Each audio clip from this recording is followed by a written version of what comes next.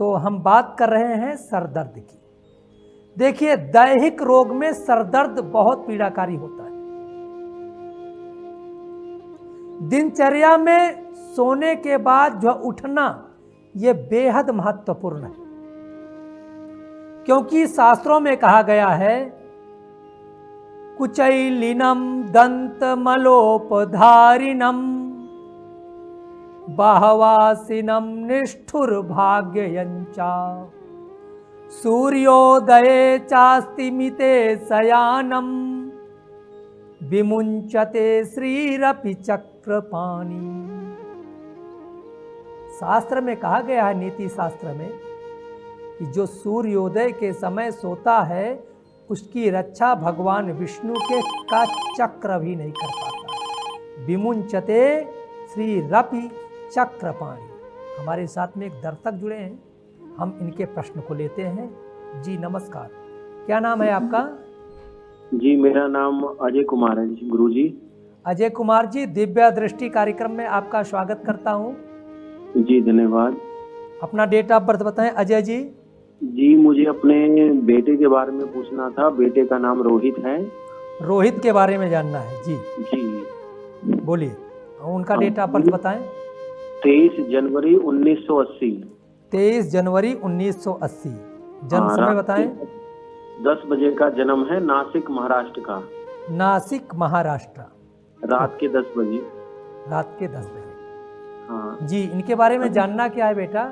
जी गुरुजी, ये मेरा बेटा अच्छा था बहुत, लेकिन क्या है, गलत संगत में आके ये नशा वगैरह, ये इन सब गलत चीजों में पड़ गया है। और मतलब कि कलेश भी बहुत करता है। घर में आए दिन लड़ाई झगड़े होते हैं बहुत ज्यादा। मतलब घर का माहौल खराब हो गया है। दोस्त यारी के साथ घूमना, काम देखिए बेटा, आपके बेटे की जन्म कुंडली हमारे स्क्रीन पे है जी।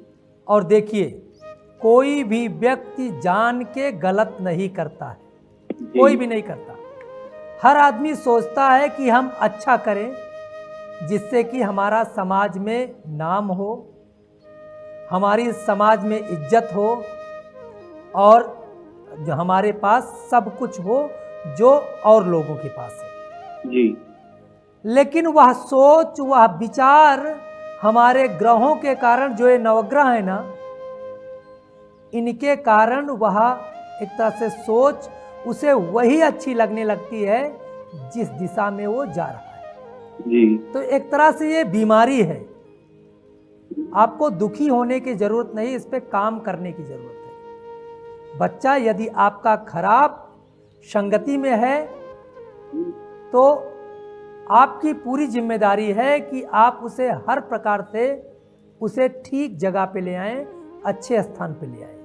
उसी में मैं ज्योतिष का एक सिद्धांत देता हूं, ज्योतिष का एक उपाय देता हूं, इसे भी आप करके देख लें।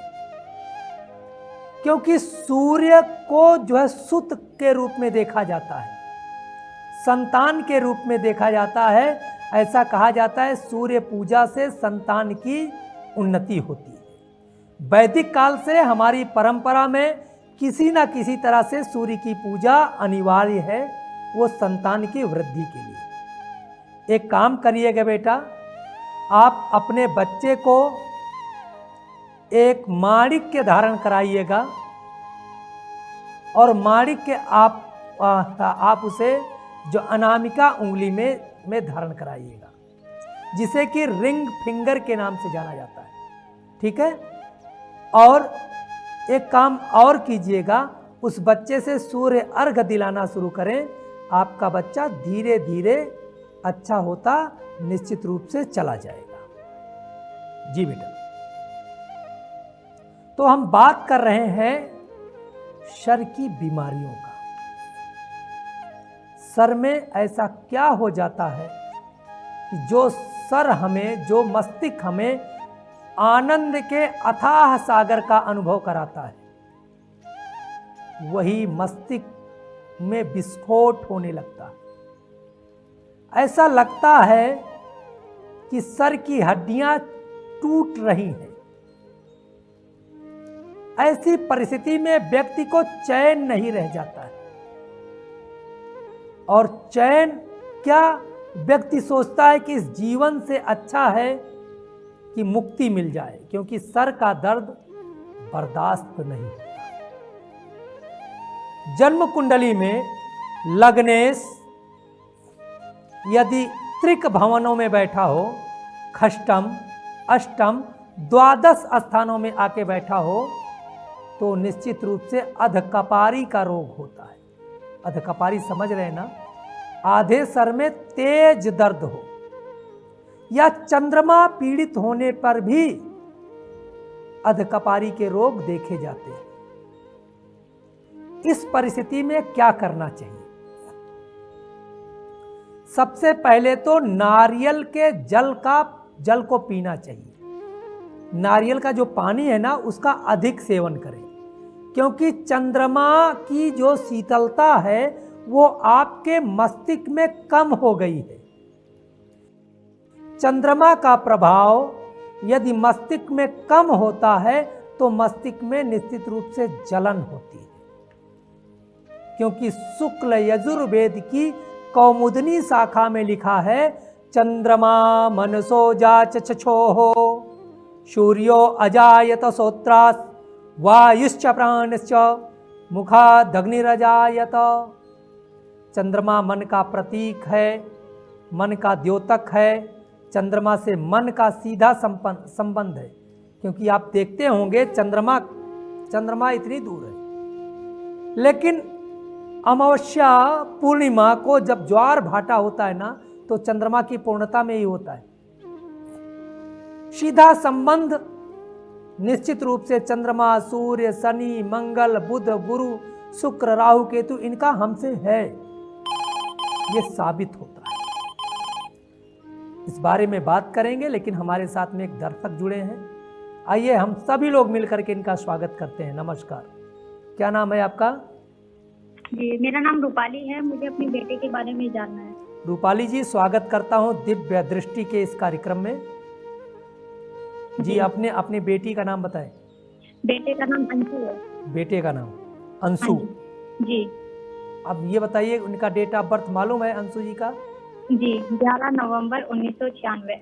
11 नवंबर 1996। जी। इनका जन्म समय बताएं बेटा। सुबह 10 बजे का। 10 AM। जन्म स्थान? ललितपुर यूपी। ललितपुर यूपी से है। क्या जानना चाहती हैं बेटा रानी अपने बच्चे के बारे में? मेरा बेटा प्राइवेट जॉब करता है, उसका काम में मन नहीं लगता। वो मेरी बातों को सुनता ही नहीं है। मैं कुछ भी कहती हूँ, मेरी बातों को मानता ही नहीं है। बाहर ज्यादा रहता है, गलत संगति में रहता है। जो कुछ भी कमाता है वो बाहर ही खर्च कर देता है। देखिए, आपके बेटे की जन्म कुंडली हमारे स्क्रीन पे दिख रही है। आप जैसा कह रही हैं ऐसा ही आपका बच्चा अभी इस समय लगभग 1 साल से तो ज़्यादा ही कर रहा है।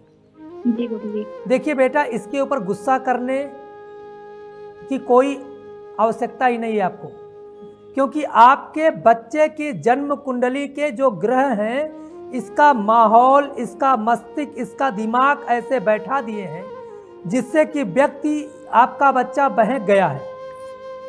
इसे दूर करने का प्रयास करेंगे, और जो कैसे प्रयास करेंगे, आप हो सके तो रविवार का व्रत करें और अपने बच्चे के लिए इसके फादर से बोलिए कि आदित्य हृदय स्तोत्र का पाठ करें।